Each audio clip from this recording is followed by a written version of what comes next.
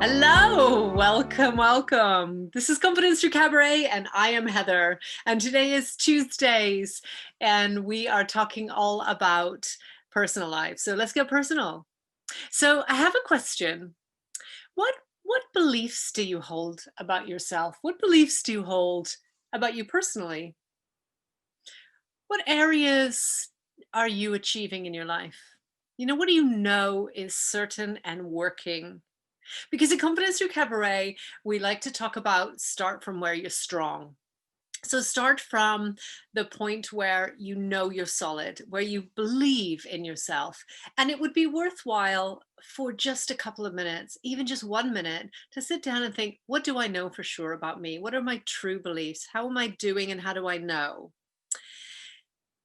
And then I would say, look at what the top reasons are. Or well, look at what the reasons are for each of those beliefs, but look at what the top ones are. Look at what tells you that you're doing well. Say for example, you say, I know that I'm strong, physically strong, maybe. I know that what's working for me is that I have, I don't know, a healthy diet, and that sustains my body and keeps me healthy. And I know that I am thriving in isolation because I enjoy not having all the social pressures, and that's really working for me. Then have a think about what are the reasons. You know, where does it come from, and what are those things that make you strong? Because what you believe determines who you are.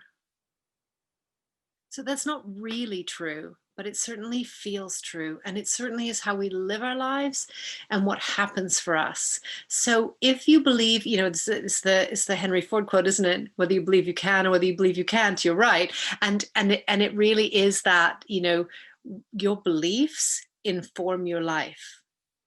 And so who are you?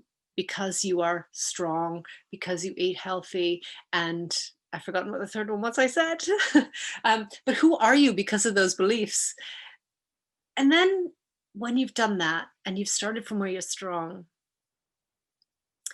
then think about the beliefs that you hold that they just, you believe them as strongly, but they don't work for you. They're not positive. They're not things that you would say about others. It's certainly not things that others would say about you, probably. Have a think about what are those beliefs that don't serve you or that don't work. Um, I have quite a few of those. And I have found that if you accept a limiting belief, it becomes true. Um, a lot of my beliefs have been installed and reinforced by other people who have been significant and influential in my life.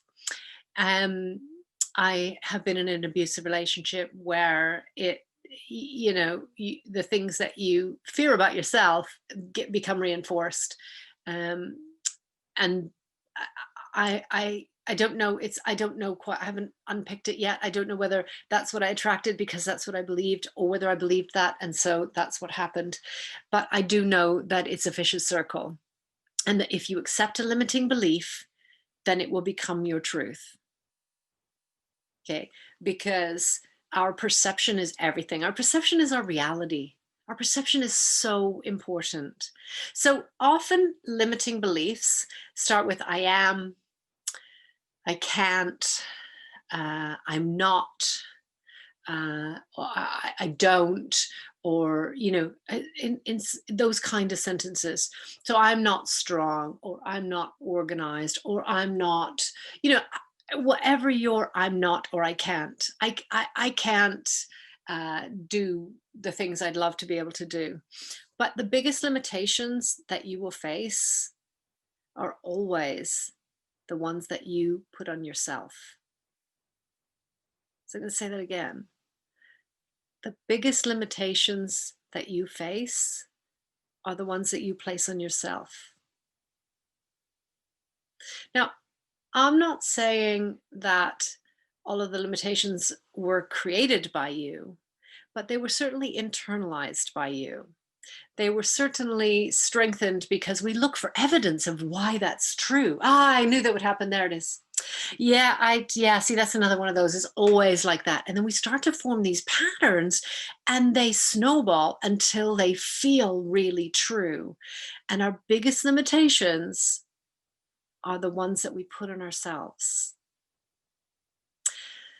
So have a think about some of the beliefs that you have that cause you to not do something or keep you small. I mean, one of the reasons why Ryan and I wanted to start Confidence Through Cabaret was because Cabaret is so empowering about taking up space and owning our space and expressing our voice and sharing our narratives. And that's kind of the opposite with self-limiting beliefs, you know. Yeah, that's okay for them. They could do that, but I couldn't. Or I can do that here, but not there. Or I'm not good enough, young enough, strong enough, fit enough, whatever your thing is. You know, I've certainly had all of those. In fact, I'll be really honest with you. When I started Cabaret and really started to enjoy it and embrace it, then I was asked to perform, and I said, "Oh no, I can't," because like everybody else is, you know, a lot younger than me. So I mean, nobody wants me to perform. You know, I'm too old, or I'm not young enough, or do you know, and that was nonsense and ridiculous and pretty crazy actually. So the thing to do when you recognize a belief that's limiting you is to think about, as much as you can, why do you have that thought? So it might be, where does that programming come from? It might be, you know, like, why do you believe that? What's the evidence of that? I once coached somebody, and we'll talk more about this, I think, on Thursday, because that's all about work it out and, you know, kind of context of work. But I once coached somebody who said, well, I can't do this thing because every third time that I do it, it goes wrong. And it was a pattern. So they'd looked for evidence and then they'd sort of said, oh, it went well. But instead of internalizing those 2 times it went well, they went, nah, that third time didn't go well. And then it went well, and it went well, and then, no, that thing didn't go well. Well, of course you're going to have ups and downs. And of course, sometimes it's going to go well and sometimes it's not. And I would even argue whether that pattern existed of every third time or not, but let's not go there. But sometimes what we do is we use those limiting beliefs about ourselves as kind of a comfort zone, you know, as kind of a way of, I feel okay. Like, I know who I am here. I feel comfortable here. I don't like it. I wish I had other experiences or other beliefs more positive about myself, but I'm pretty safe right here in my cozy chair. And actually, if I was to not have this belief, and this is kind of a scary thought for some self-limiting beliefs, you know, who would you be without that belief? Like, think about that. So if I was to say, do you know, oh, I couldn't possibly perform because, you know, everybody else is younger and you know, I don't know, and I can't change that. Um, well, I can change, I can certainly change the belief, but I can't change my age. But, you know, if I was to make myself small and not do it, even though I want to, I wish I could, but I can't, then, turn that around and say, who would I be if I didn't have that belief? Well, I'd be somebody who could perform. I'd be somebody who could take out the space. I'd be somebody who would do what they want to do and love it. And that's the next step, is to say, okay, so how do I get there? You know? So when I don't have that belief, who am I and what will I be? I would say, have a look at your self-limiting beliefs. It can be very overwhelming if you've got a list of, look at all the limitations I put on myself. So I would say, spend a few minutes and think about, what are the key ones? What are those patterns? Do you remember at the beginning I said to you, you know, what is leading to your strengths and what's leading to what's working? We'll do the same thing with the limiting beliefs and say, okay, so what are the key reasons? And then choose one. Choose one limiting belief, really define it, really focus on it, really think about why and what's causing it, and who would I be without that belief, and what's stopping me from changing that belief. Just focus on one for this week and see what happens. And if you do this one at a time, and it's a little bit like we talked about yesterday when we had Masterclass Monday with Kelly, and we talked about lifestyle engineering. You don't dive into that river and like haul them all the rocks out. You go in and you pick up one and you work through that. It might be a big one or it might be a small one, but you work through that. So choose a limiting belief that really holds you back and that is really dominating your life and is really not serving you to believe or to hold. And then focus on, what is this costing me? Maybe ask that question. What is this belief giving me? And what is it costing me? That cost might not be something financial. It might be something about your time or your energy or your, limitations. That's why there's self-limiting beliefs. You're causing yourself to be limited and you're believing that. And why do you believe that would be my third step. And then consider, who would I be if I didn't have this belief? What would be possible? And then what's stopping you from changing it? And then see if you can find exceptions to your belief.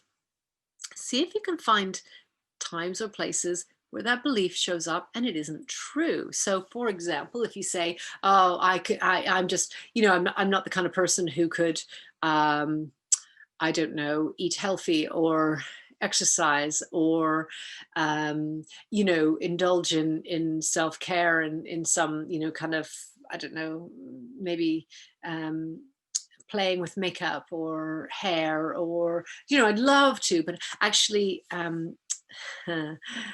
that just came to me. My mother, who passed away recently, she always loved the idea of hair and makeup and nails and things, and it drove her crazy that I was so in love with all of that, and I love my pink lipstick, always have, and it really bothered her, and eventually we got to the point where she started asking me for a little bit of advice about, what would I use for blush and what would I use for, foundation, and it turned out she actually really loved it all. She just was afraid that she couldn't indulge in that. She didn't feel like she was worth spending that time or that money or that effort to learn how to do it. And also I think there was a little bit of embarrassment about, kind of like if I ask somebody, that's going to seem, uh, I don't know, what will they think? She was very much a what will they think. And that was a lot of how self-limiting beliefs appeared for her. I would say, see if you can find exceptions. See if you can do something that's counter to what you're telling yourself. Because when you go back to those beliefs, you can say to yourself, is this true? Like, is it always true? Are there no exceptions to my belief? What exceptions are there? There must be an exception. Or is it always? Do you never do that? Have you never done exercise in your life? Have you never enjoyed doing something physical? Have you never enjoyed, I don't know, a vegetable plate? Have a think about exceptions because you just want a little tiny crack. A little tiny crack. You get a little bit of light. And then you can start to expand it. You can start to look, and our brain actually does this. The reticular activating system will look for what we want to focus on. So if we choose to focus on something, or if something is fresh in our mind, we will focus on that, and we'll start to see lots of evidence around it. It's how our brain works. So what do you want to believe instead? And how will that new belief have impact on you?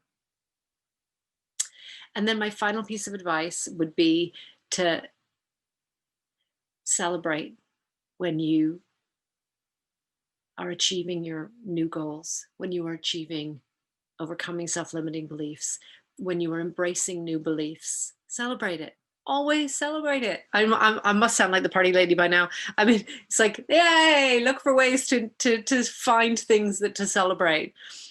But when you look for those things, they will be there.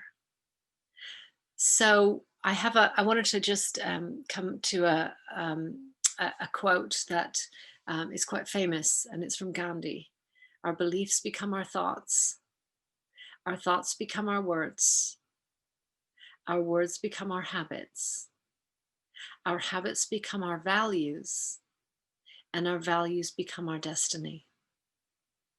What's your destiny?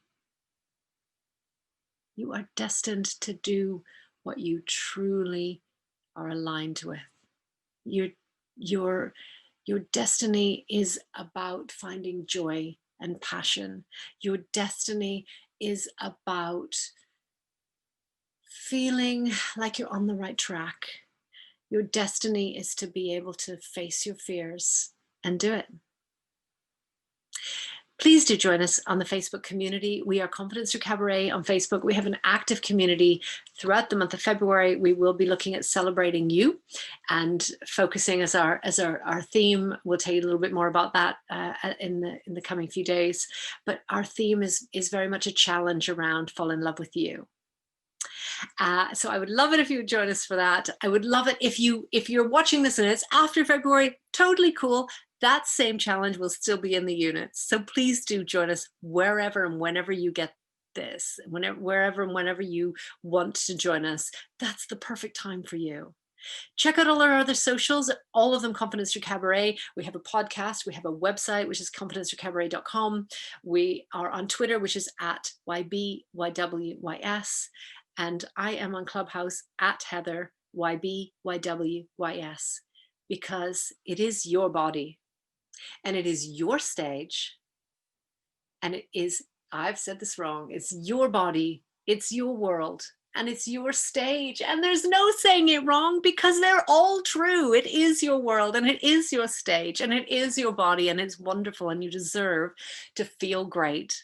So enjoy. See you tomorrow for our podcast. I'm so excited. We are sharing with our very dear friend Geneva, who is going to share with us inner alignment, facing fears, and being a warrior.